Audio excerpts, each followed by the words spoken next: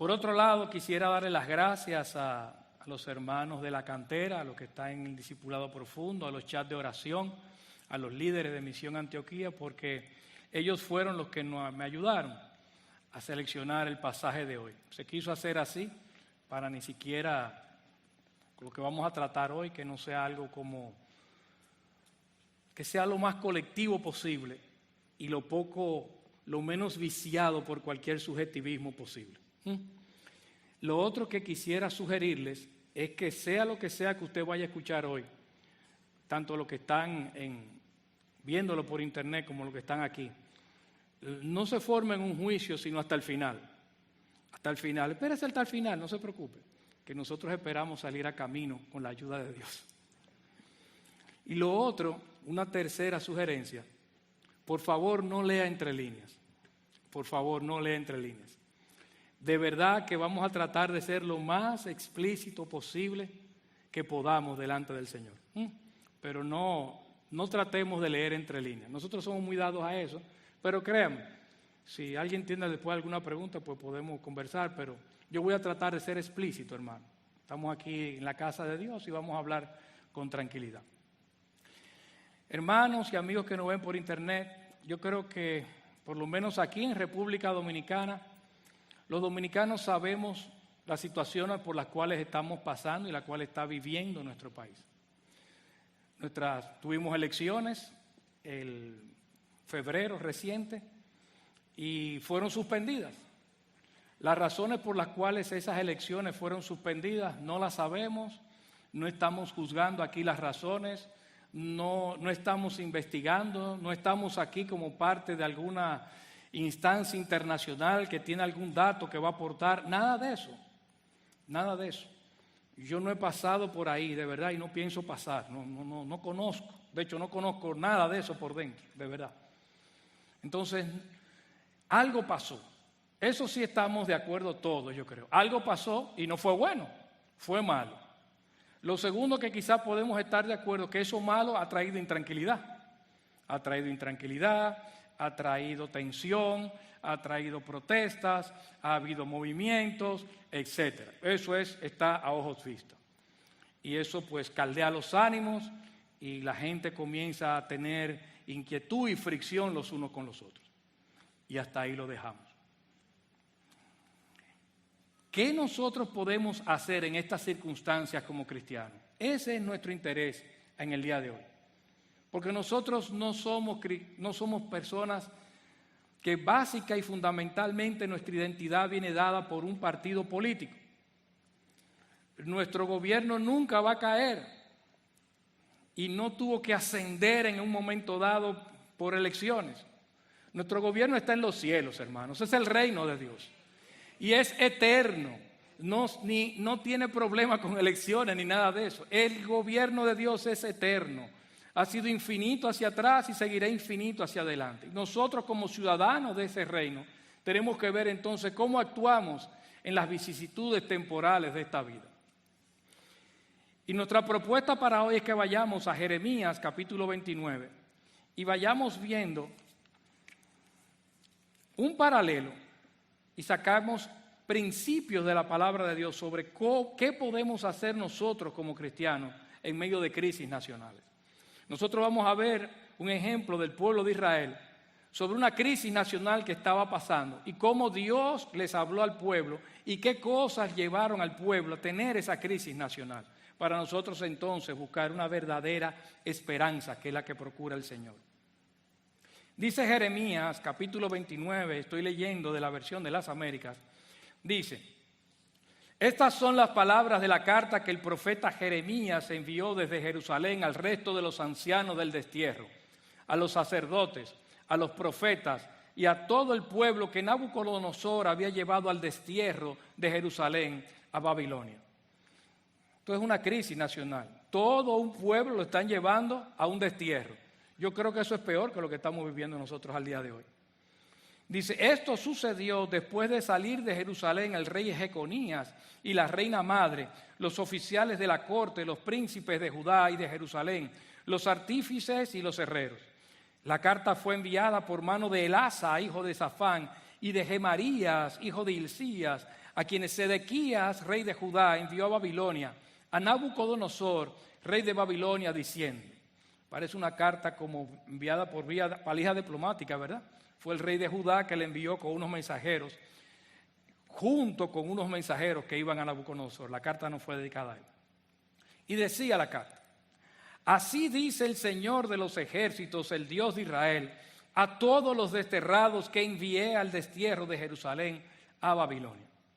Edificad casas y habitadlas, plantad huertos y comed su fruto. Tomad mujeres y engendrad hijos e hijas. Tomad mujeres para vuestros hijos y dad vuestras hijas a maridos, para que den a luz hijos e hijas, y multiplicaos allí y no disminuyáis. Y buscad el bienestar de la ciudad a donde os he desterrado.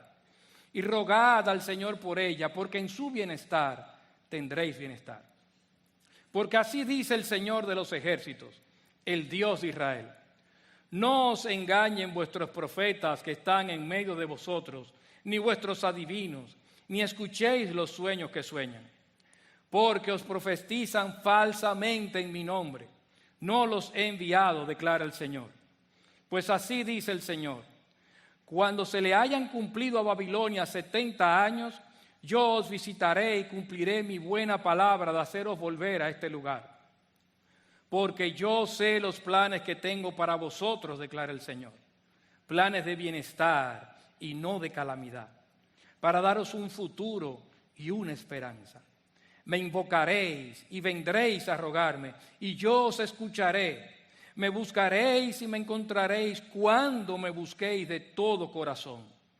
Me dejaré hallar de vosotros, declara el Señor, y restauraré vuestro bienestar y os reuniré de todas las naciones y de todos los lugares a donde os expulsé, declara el Señor, y os traeré de nuevo al lugar de donde os envié al destierro. En el versículo 3 que acabamos de leer nos hablan de un tal Sedequías, que era el rey de Judá. Si ustedes notan, en el capítulo 27, versículo 1 y capítulo 28, en el versículo 1 nos dice lo mismo. Al principio del reinado de Sedequías, y en el 28:1, y sucedió en el mismo año el principio del reinado de Sedequías. O sea que todo esto está teniendo un lugar, está tomando un lugar en un momento dado de la historia de Israel. Si ustedes recuerdan, Israel como nación se dividió en dos: el reino del norte, Israel, y el reino del sur, Judá. El reino de Israel fue llevado al exilio primero y quedaba el reino de Judá en ese momento. Aproximadamente unas 3 deportaciones tuvieron lugar. Entre la segunda y la tercera surgió un gobierno. Este gobierno se quiso rebelar en contra de Nabucodonosor. Resulta que Israel, o Judá en ese momento, tenía un problema. Tenía por el norte un imperio que estaba creciendo, que era el imperio babilónico, y por el sur tenía a los egipcios. Entonces, obviamente, esta lucha entre el norte y el sur por controlar la zona, ¿dónde se reunían? En Israel, que estaba en el medio, en Judá en este caso. ¿Qué resulta? Había algunos en Judá que entendían que lo más favorable era hacer un tipo de alianza con los egipcios. Hacer ese tipo de alianza. ¿Por qué? Porque los egipcios lo iban a ayudar a enfrentar este imperialismo que estaba avanzando desde el norte. Y lo de imperialismo lo digo en términos técnicos, no lenguaje incendiario de la izquierda, por si acaso. Pero bien, este avance del imperialismo babilónico, pues la gente entendía que con una alianza podían enfrentarlo. Resulta que hicieron una revuelta inclusive, y esa revuelta que fue en Judá, y las crónicas babilónicas recogen que también en Babilonia se dio este tipo de revueltas. Los israelitas, los de Judea, participaron y fueron inclusive muertos en esa revuelta. ¿Qué resulta? Muchas de estas personas, muchos de estos que defendían los intereses de los egipcios, pues obviamente tenían personas que apoyaban, que hacían campaña, que hacían propaganda a favor de esto. Y lo hacían de diferentes maneras, a través de adivinos, a través de sueños, inclusive a través de falsos profetas. Uno de ellos, famoso, Ananías, que lo menciona uno de estos capítulos, el 28, era un profeta destacado, un profeta de cierta reputación, sin embargo, era un profeta que no hablaba verdad de Dios. Todo esto era la coyuntura política y social en la cual se estaba viviendo en Judea en esos momentos. Era un clima de incertidumbre. De hecho, capítulo 27, voy a leer algunos cuantos versículos para que ustedes vean, el 28, nos dicen qué acontecía. Estos profetas estaban diciendo que la cosa iba a pasar rápido, que el yugo de Nabucodonosor iba a ser quebrado, que esto era cosa de 2 años, y todo eso era falso. Dice el versículo 9 del capítulo 27, vosotros pues no escuchéis, dice el Señor, a vuestros profetas, a vuestros adivinos, a vuestros soñadores, a vuestros agoreros, ni a vuestros hechiceros que os hablan diciendo, no serviréis al rey de Babilonia, porque ellos os profetizan mentira. Versículo 14, no escuchéis pues las palabras de los profetas que os hablan diciendo, no serviréis al rey de Babilonia, porque os profetizan mentira. 15, yo no los he enviado, profetizan mentira en mi nombre. 16, no escuchéis las palabras de vuestros profetas, serán diciendo que serán devueltos en breve de Babilonia, porque ellos profetizan mentira. Versículo 2 del 28, he quebrado el yugo del rey de Babilonia, dicen algunos, dentro de 2 años haré volver este lugar. Sin embargo, eso es mentira también. Yo los haré volver, no, declara el Señor, no es cierto eso. Versículo 11, le dice a Ananías directamente, de esta manera, tú has dicho que de esta manera romperé el yugo de Nabucodonosor dentro de 2 años. No es cierto. Versículo 15, escucha ahora, Ananías, el Señor no te ha enviado y tú has hecho que este pueblo confíe en una mentira. Mentira tras mentira. El pueblo de Israel había sido llevado y había sido engañado. Y eso habían caído en ese momento por una circunstancia muy especial. Ellos durante muchos años habían abandonado al Dios verdadero y habían seguido ídolos de las naciones que los rodeaban, ideas de las naciones que los rodeaban. Habían abandonado al Dios verdadero, habían ido tras su propio corazón y simple y llanamente habían escuchado las mentiras del mundo. Se habían erigido ídolos falsos y ahora venía juicio por parte de Dios. Estaban en medio de una crisis nacional. Usted dirá, bueno, la verdad que esos israelitas eran bárbaros, ¿verdad? Abandonar al Dios verdadero. Qué gente tan mala. Gracias a Dios que no eran como nosotros los dominicanos, que tenemos la cruz en nuestra bandera. Tenemos la Biblia en nuestro escudo, abierta en el Evangelio de Juan. Y dice, conoceréis la verdad y la verdad os hará libres. ¿En serio? ¿Creen que no hay paralelismo? ¿Creen que no nos parecemos en cosa alguna? Déjenme ver si podemos hacer algo. Vamos a ver la opinión de algunos historiadores. Vamos a analizar la historia dominicana brevemente. Ahora cumplimos 176 años y no crean que yo voy a durar 176 años hablando aquí. Va a ser menos, mucho menos. Pero brevemente hay que ver qué piensan los historiadores sobre cuántos gobiernos honestos hemos tenido en la República Dominicana. Nosotros, ¿cuántos gobiernos honestos hemos elegido? Y la mayoría coinciden en algunos. Por ejemplo, ellos mencionan a Ulises Francisco Espaillá. Él duró 5 meses. Fue derrocado. Dice el Ministerio Administrativo de la Presidencia que fue uno de los políticos más honestos y cándidos. Eso de cándido siempre me llamó la atención, esa palabrita, suena como a tonto. Entonces él fue uno de los políticos más honestos y cándidos. 5 meses duró. Su amigo Pedro Francisco Bonó, quien algunos entienden que fue el padre de la sociología dominicana, precursor de la sociología dominicana, cualquier título que ustedes quieran poner, era un erudito y un gran conocedor y estudioso de los dominicanos, Pedro Francisco Bonó. Él era amigo de Espaillá. 4 años después que derrocaron a Espaillá, le ofrecieron la presidencia de la República. Y él rechazó la presidencia de la República pues se entendió que de asumir la presidencia en los esquemas dominantes de la cultura política dominicana, no iba a poder aportar las ideas orientadoras para defender a la población dominicana de los abusos del poder. No se puede, dijo él, en pocas palabras, muy duro. Otros mencionan a Juan Bosch, quien duró 7 meses en el poder. Hay discusión, hay algunos, eso entre los dos, lo que suman es 1 año. 7 meses uno y 5 meses otro, 1 año. Eso es lo que la mayoría están de acuerdo que fueron los gobiernos honestos. Hay discusión. Algunos mencionan a Gregorio Luperón, que duró 14 meses, pero hay discusión porque Lili fue su ministro de guerra, fue su lugarteniente, entonces ahí comienzan a decir que bueno, él podría ser una buena persona, pero el gobierno, etcétera. Está Fernando Arturo de Meriño, que también hay discusión sobre eso. Pero aún añadiéndole las personas que hay discusión sobre eso, tendríamos un total con las ampliaciones de 4 años. O sea, en 176 años, los historiadores más o menos están entre 1 y 4 años de gobiernos honestos en la República Dominicana. Si usted quiere hacer una investigación más exhaustiva y quizás usted diga, bueno, pero quizás no tomaron en cuenta uno que otro, está bien, multiplíquelo por 5, esos 4, por si acaso caben algunos, eso le va a dar 20 años, 4 por 5, 20. Como quiera, 20 años contra 176, yo creo que es demasiado grande la diferencia.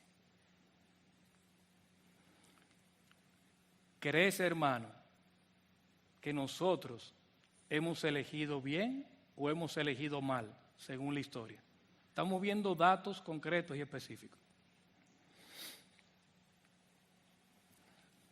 Uno cualquiera pudiera decir, yo conozco impíos, serios y honestos. Yo también.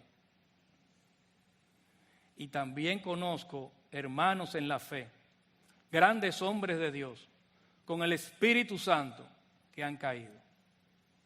Si estos hombres de Dios con el Espíritu Santo han caído, los impíos, serios y honestos también pueden caer. Lo digo yo, dice Jeremías 13, versículo 23. Dice, ¿puede el etíope mudar su piel o el leopardo sus manchas? Así vosotros podréis hacer el bien estando acostumbrados a hacer el mal. ¿Y qué dice Jeremías 17:5? Así dice el Señor, maldito el hombre que confía en el hombre y hace de la carne su fortaleza. Definitivamente la misma palabra de Dios dice que no es sabio, no es seguro poner nuestra confianza última y final en el ser humano, sea quien sea. Usted dirá, y las personas que están viendo y ustedes que están aquí dicen, bueno, pero el mensaje entendía yo que se llamaba esperanza en crisis nacional y hasta ahora la cosa no va muy bonita, la verdad. Y es verdad que la cosa no va muy bonita, pero es que como el Evangelio es una buena nueva, pero para entender y apreciar la buena nueva tenemos que ver primero de dónde estamos y de dónde partimos. Tenemos que conocer la mala nueva y esta es la mala nueva. La buena nueva empieza desde el mandato de Dios, en este caso. Versículo 4. El Señor dice, prepárense para durar mucho tiempo. No suena como muy bueno, pero créanme que era bueno en el fondo. Dice, miren, el Señor de los ejércitos dice que no, edifiquen casas, habiten, planten huertos, tomen mujeres, etc. Prepárense para durar mucho tiempo. Y hace una declaración sorprendente, les manda el Señor algo sorprendente en el versículo 7. Les dice, busquen el bienestar, el shalom, la prosperidad, la salud, la paz de la ciudad a donde os he desterrado. Y rueguen al Señor por ella, porque en su bienestar tendréis bienestar. Esto era algo que podría ser chocante. ¿Cómo era posible que esta gente a la que nos iban a mandar, que nos estaban esclavizando, ciudades donde íbamos a ir que estaban matando a nuestros compatriotas, nosotros vamos a orar por el bienestar de ellos? Simple y llanamente porque Dios era el que estaba controlando la cosa. Y Él dice, yo tengo un plan. Oren por esa ciudad, oren por el bienestar de esa ciudad, porque del bienestar de la ciudad depende su bienestar también. Nosotros real y efectivamente Dios nos manda que oremos por nuestros reyes, que oremos por nuestros comandantes, que oremos por los que nos dirigen, porque nosotros también, al igual que en aquella época, nuestro bienestar depende del bienestar de la ciudad. Nadie quiere que este país se hunda. Hoy no vivimos aquí. Vivimos aquí y esa es más o menos la idea. Por más que nos choque, o por más que le chocara a los judíos en aquella época, el Señor les estaba diciendo, rueguen por el bienestar de esa ciudad. La razón por eso la vemos a partir del versículo 8. Hay una parte negativa, que no escuchen a los falsos profetas.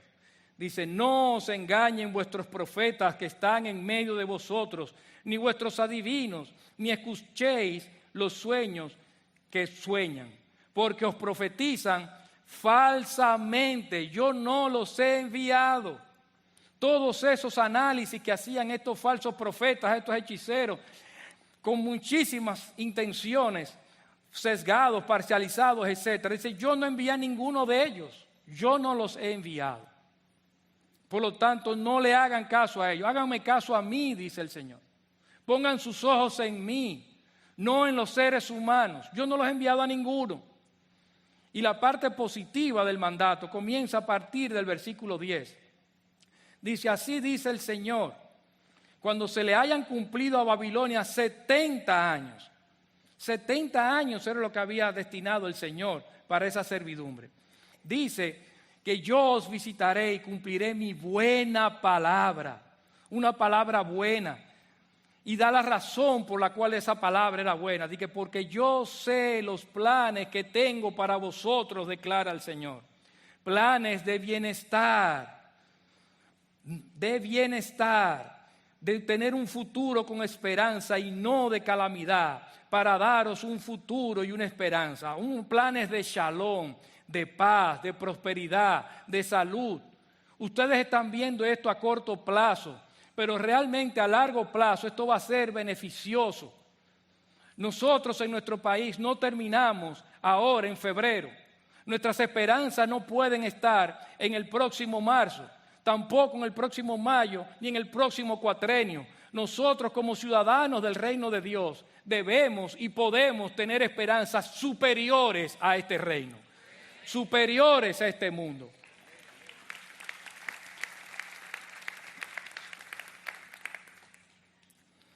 Dice el versículo 12, me invocaréis, me van a acosar, me van a gritar, y ahí cuando ustedes me estén gritando y vendréis a rogarme, yo os escucharé, los voy a escuchar con inteligencia.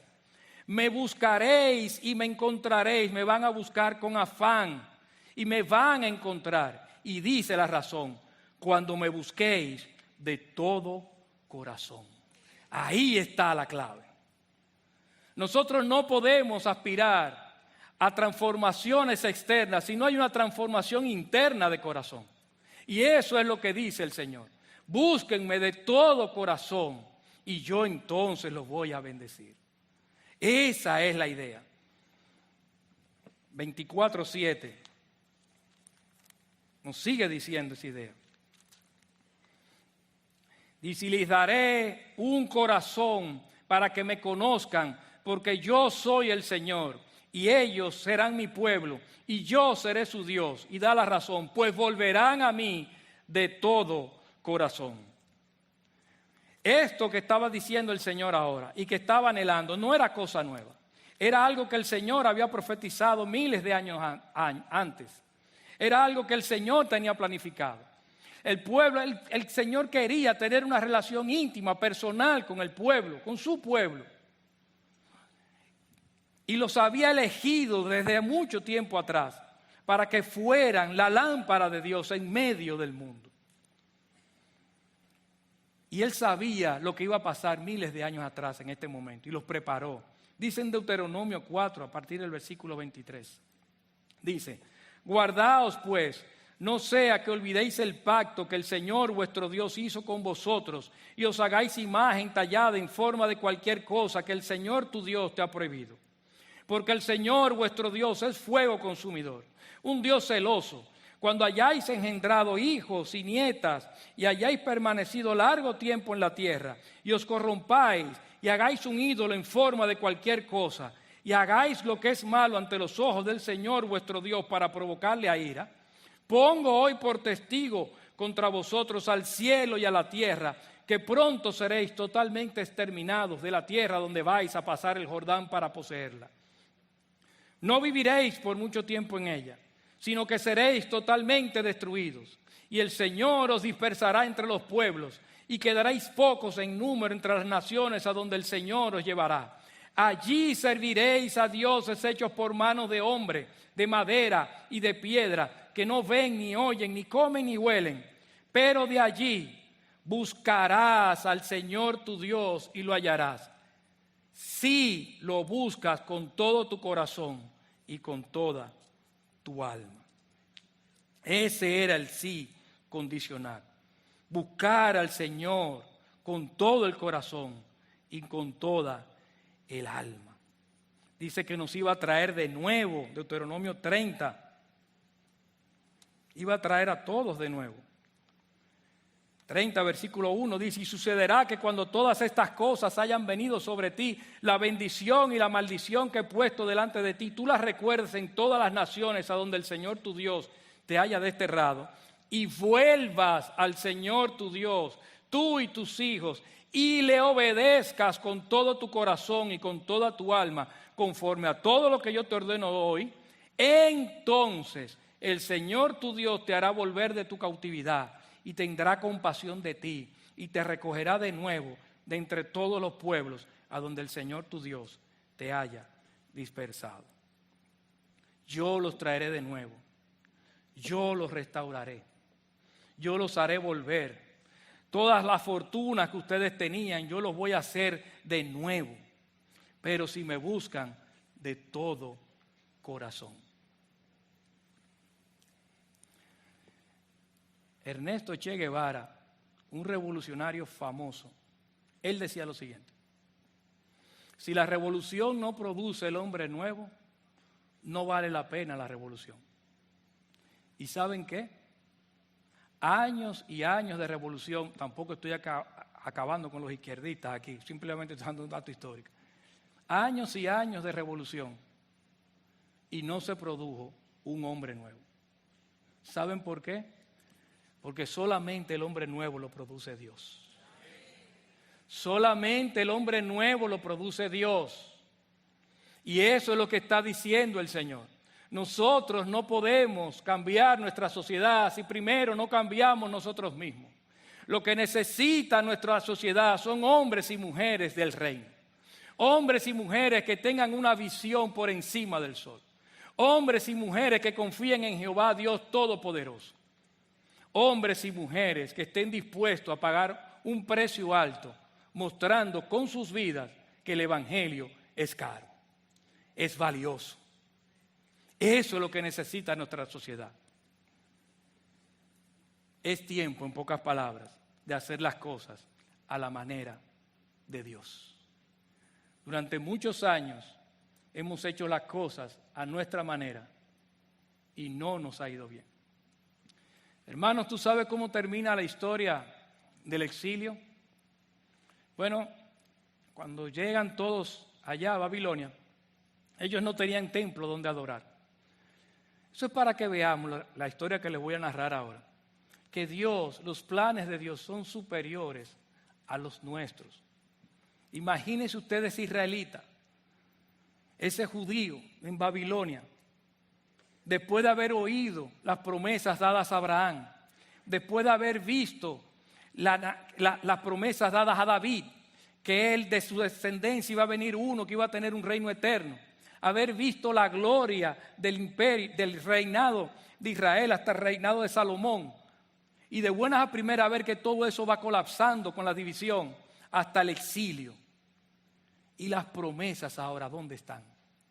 ¿Qué pasó con todo esto que nosotros habíamos soñado y nos habían dicho y el Señor nos había profetizado? ¿Qué pasó? 70 años es una vida, hermanos. Quizás muchos de nosotros no lleguemos a los 70 años. Es una vida entera que esta gente fue deportada y no entendió lo que había pasado atrás y no sabía lo que iba a ocurrir delante. ¿Saben lo que ocurrió delante? Nosotros sí tenemos cómo siguió la historia. Resulta que ellos llegaron a Babilonia y como no tenían templo, comenzaron a ver dónde se reunían para adorar a Dios. Comenzaron a formar pequeños lugares para adorar al Señor y le pusieron por nombre sinagogas. Esas sinagogas se esparcieron por buena parte de Asia, se esparcieron por Europa, se esparcieron por el norte de África. Cientos de años después vino Cristo, Cristo Jesús, murió por nuestros pecados, resucitó y a un pequeño grupo de discípulos les encomendó que hicieran discípulos a todas las naciones. Uno de esos discípulos, Pablo, y todos los demás que vinieron después, de sus equipos y todos ellos, ¿a dónde iban a predicar? Que tocaban la puerta. ¿Dónde usted cree que iban primero? A las sinagogas. Resulta que todas esas sinagogas que estaban esparcidas por todas partes del mundo habían llevado el conocimiento de un Dios monoteísta. Habían llevado el conocimiento del antiguo pacto, de la ley de Jehová. Y ahora los discípulos del Señor podían ir a esas sinagogas, tocar la puerta y decirle que todo eso que decía el antiguo pacto se había cumplido, que el Mesías había llegado. Y eso algunos de ellos lo creyeron y se separaron y ahí surge el cristianismo. Es decir, que nosotros hasta cierto punto de vista o hasta de cierto modo, todos los que estamos aquí que creemos en el Señor Jesucristo y los que me están oyendo en la casa y los que están oyendo al día de hoy de Cristo Jesús, le debemos ese mensaje a la estrategia del Señor de abrir sinagogas a lo largo de todas partes del mundo a través de la servidumbre de su pueblo muchos años atrás. Ahora lo podemos ver y podemos decir, ¡wow! ¡Qué estrategia! ¡Qué plan! La verdad que fue calculado al centavo, pero en ese momento nadie lo entendía. ¿Tú sabes qué, mi hermano? Eso mismo tenemos que hacer nosotros al día de hoy. Nosotros tenemos que invertirnos en vivir para Dios, ahora en estos momentos. Nosotros tenemos que invertirnos evangelizando. Tenemos que invertirnos discipulando. Nosotros tenemos que poner los ojos por encima del sol en el Rey de Reyes y Señor de Señores, porque ese es nuestro reino y ese es nuestro partido. Nosotros no vamos a terminar ahora. Nosotros debemos de acompañar a estas personas que sufren y ayudarlos a sufrir. Debemos de llevarles consuelo, debemos de llevarles esperanza, que el gozo del Señor sea nuestra fortaleza, porque nuestras esperanzas últimas no están aquí, mi hermano querido. Yo no sé si algunos tendrá que partir fuera también, pero si partimos fuera de este país, llevemos el evangelio fuera del país. ¿Sabe lo que están haciendo muchos hermanos venezolanos? Que en sus iglesias lo están entrenando para que salgan fuera y donde quiera que vayan pasando estén llevando el evangelio de Cristo Jesús. Eso es lo que tenemos que hacer. Vienen cosas duras, algo quiere el Señor que nosotros hagamos en medio de todas esas circunstancias. Y a nosotros se nos ha dado el evangelio para que llevemos esperanza al que está en el gobierno, lo acompañemos a bajar o a quedarse, como sea. Yo no sé lo que va a pasar, pero si tiene que bajar, que le demos una palmadita en el hombro y le digamos, ¿sabes qué? Tu vida no termina ahora, ni en el próximo cuatrenio. Si eres cristiano, tu vida seguirá por toda la eternidad. ¿Tú sabes qué? Si pusiste tu esperanza en un gobierno, ponla ahora en Cristo Jesús, que ese gobierno nunca pasa. Si eres de la oposición y vas a subir, ¿sabes qué? Ponle la mano en el hombro también. Dile también, acuérdate que esto también pasará. Tú y yo pasaremos. Lo único eterno es Cristo Jesús. Si vas a la plaza a protestar, a los que van, si vas a la plaza a protestar, dale esperanza a esas personas que están ahí. Dales esperanza. Ora con ellos. Predícales el evangelio. ¿Tú crees que es difícil? Se puede hacer. Créeme que se puede hacer. Puedes orar con ellos. Hay personas que vieron y testificaron en esa plaza cómo decían personas amén cuando se estaba orando. Amén, decían esas personas. Quizás ellos no saben por lo que están pidiendo, pero veían que había alguien orando ahí que le estaba llevando esperanza, la verdadera esperanza. Eso es lo que nosotros tenemos. ¿Tú crees que sí, que nuestra esperanza es eterna? ¿Tú crees que real y efectivamente nosotros tenemos una esperanza válida que va a durar por siempre? ¿O que nos la pueden quitar las zozobras de este mundo? Yo pienso que no. Pero no me haga caso a mí. Mira lo que dice Romanos, capítulo 8, a partir del versículo 31. Dice entonces, ¿qué diremos a esto? Si Dios está por nosotros, ¿quién estará contra nosotros? El que no eximió ni a su propio Hijo, sino que lo entregó por todos nosotros, ¿cómo no nos concederá también con Él todas las cosas? ¿Quién acusará a los escogidos de Dios? Dios es el que justifica. ¿Quién es el que condena? Cristo Jesús es el que murió. Sí, más aún el que resucitó, el que además está a la diestra de Dios, el que también intercede por nosotros. ¿Quién nos separará del amor de Cristo? ¿Tribulación, o angustia, o persecución, o hambre, o desnudez, o peligro, o espada? Tal como está escrito, por causa tuya somos puestos a muerte todo el día. Somos considerados como ovejas para el matadero. Pero en todas estas cosas somos más que vencedores por medio de aquel que nos amó. Porque, viene la razón, porque estoy convencido de que ni la muerte, ni la vida, ni ángeles, ni principados, ni lo presente, ni lo porvenir, ni los poderes, ni lo alto, ni lo profundo, ni ninguna otra cosa creada nos podrá separar del amor de Dios que es en Cristo Jesús, Señor nuestro. Nada, ni gobierno, ni oposición, ni partidos políticos, ni líderes políticos, ni movimientos, ni crisis. Nada, mi hermano. Tú y yo tenemos una esperanza superior. Y dice el Señor que la luz no se pone debajo del almud, no se pone debajo de una mesa, sino que se pone en lo alto para que brille y nuestras obras sean conocidas por todos. Este es el momento de Dios. Este es el momento de nosotros demostrar que real y efectivamente tenemos una esperanza en algo más grande, en algo eterno, en algo que nunca se va a acabar. Este es el momento de Dios y es el momento de nosotros llevar esperanza, nosotros llevar el evangelio de Cristo y ayudar a nuestro pueblo y a todo. Cuando digo nuestro pueblo me refiero a todo el mundo, a que pueda poner sus ojos más allá de las cosas temporales y que comience a buscar las cosas eternas.